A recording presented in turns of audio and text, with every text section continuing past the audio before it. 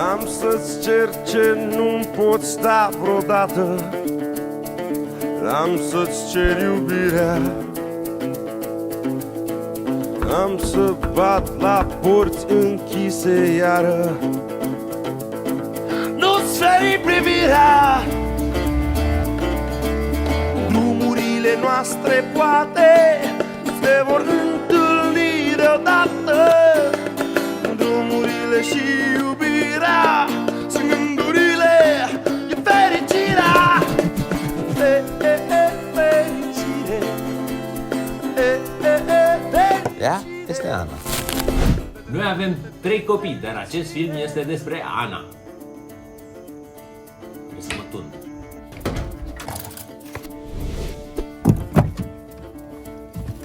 Ana s-a născut acum 13 ani în Coimbra, Portugalia.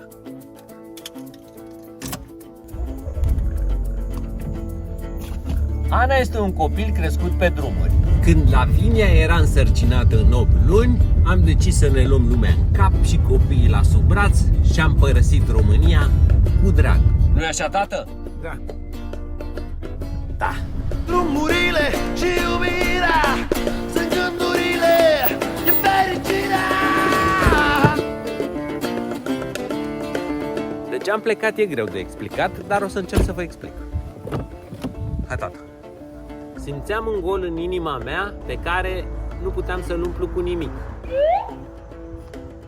Bă, e fund rău, bă. Ai simțit vreodată că ai totul și nu te mulțumește nimic? Da, de neliniște și de lipsă de răspunsuri. Mă gândeam la viitorul copiilor, cum îi duc la grădiniță, la școală, liceu, facultate, probabil își vor lua un job, se vor însura, vor face copii și vor simți ce simt eu. Și mi imaginam că vor veni la mine să mă întrebe despre golul din inima lor. Și eu ce să le spun?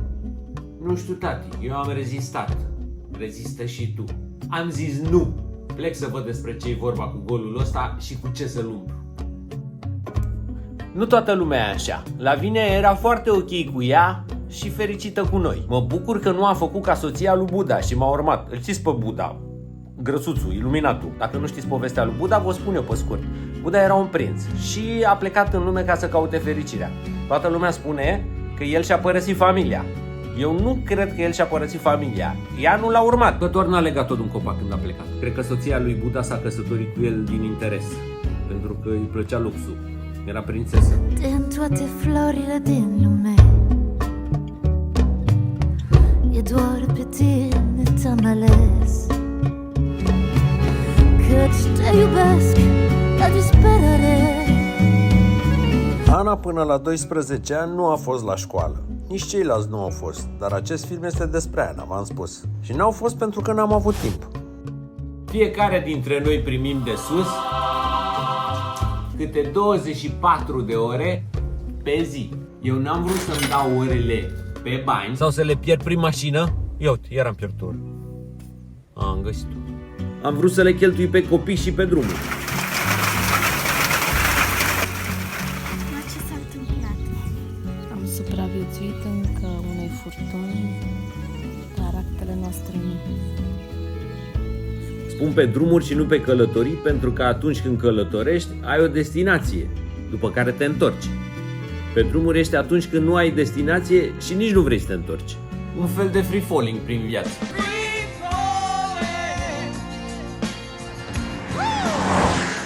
Ce faci cu copiii când ești pe drumuri?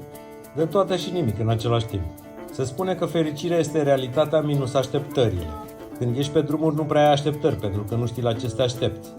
N-aș putea spune că ești mai fericit fără așteptări, dar am descoperit că te poți bucura de un apus de soare la fel de mult ca atunci când îți iei ultimul iPhone. Bine, diferența e că rămâi cu iPhone-ul. Așa asta se duce.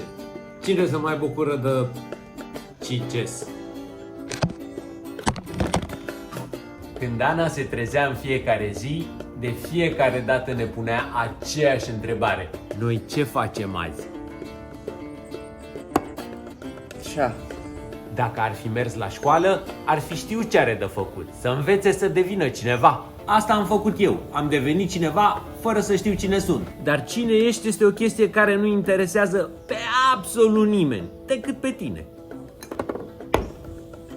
Șah.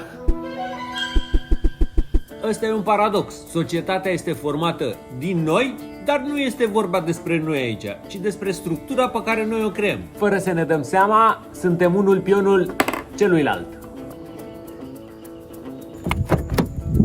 Ăsta e un alt motiv pentru care am plecat.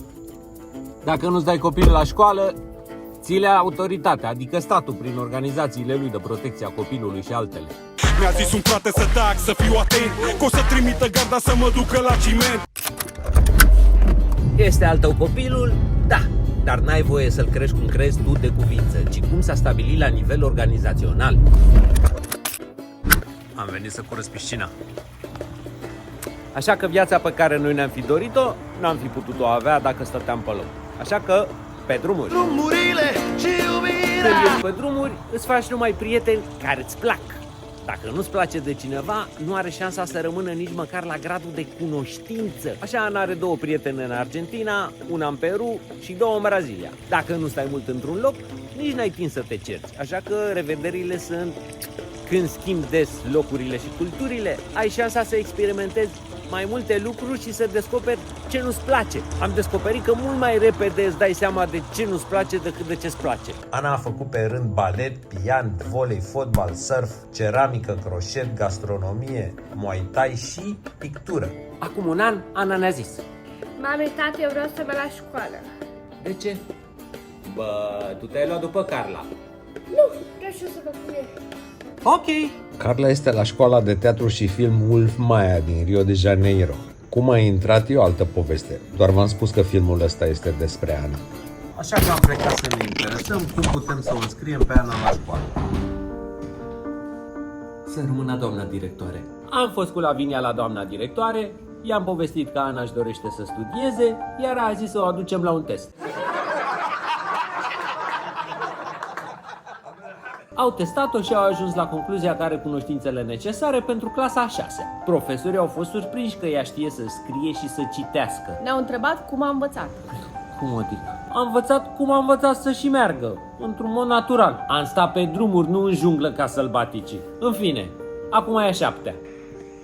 Acum vreo 4 ani eram prin Paraty. Paraty este o stațiune foarte mișto la vreo 300 de kilometri de Rio.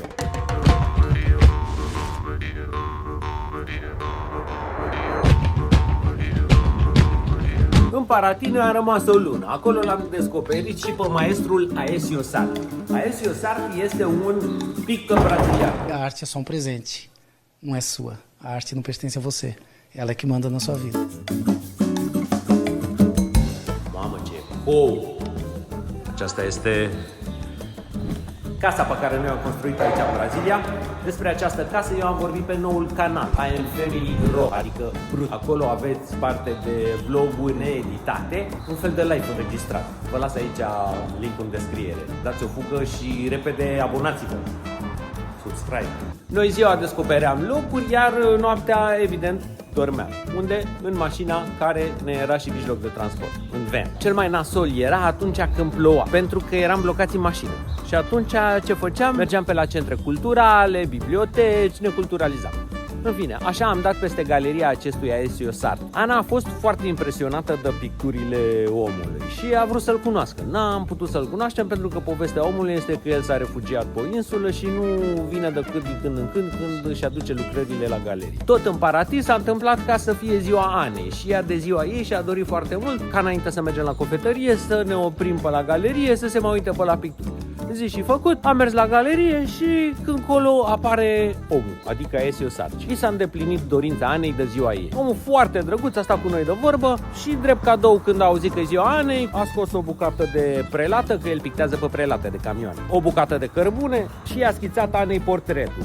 Cum eram cu cei 3 copii, le-a schițat la fiecare cât un portret, ca să nu zic că ea, da, așa, da, zic, omul genial. Acesta este portretul Anei, acesta este al Carlei și ăsta e Aris, evident, cu semnătura lui Aécio Sarti. Mișto, nu? Ei bine, Ana a fost marcată de acel moment și până în prezent ea face numai portrete în cărbune. Asta e pasiunea Anei. Așa și-a descoperit-o De fapt, ea a fost inspirată. Treaba cu pasiunea este că dacă nu te naști cu ea, cineva trebuie să o inspire. Pasiunea e chestia aia care nu te plictisește deloc și îți place să o faci într-una. O pasiune e ca un punct de sprijin și o scăpare în același timp. Puțini cei din generația părinților mei au pasiuni și asta e o problemă, pentru că sunt puțini cei care te pot inspira. Ui la mama, care a făcut o pasiune din mersul la Lidl în lipsă de altceva. Nu e de mirare că Național a scos în stradă sute de mii de români. Au pierdut, dar au pus suflet. Păi nu așa ar fi trebuit. Hai acasă, hai cu mine, hai cu mine, să pornim la drum. Ne așteaptă casa noastră dragă, iarba verde și poteci de drum. Muncii voi mor de vânt, râuri repezi trecător, ne așteaptă mama, tata, prieteni vechi, frați și surori.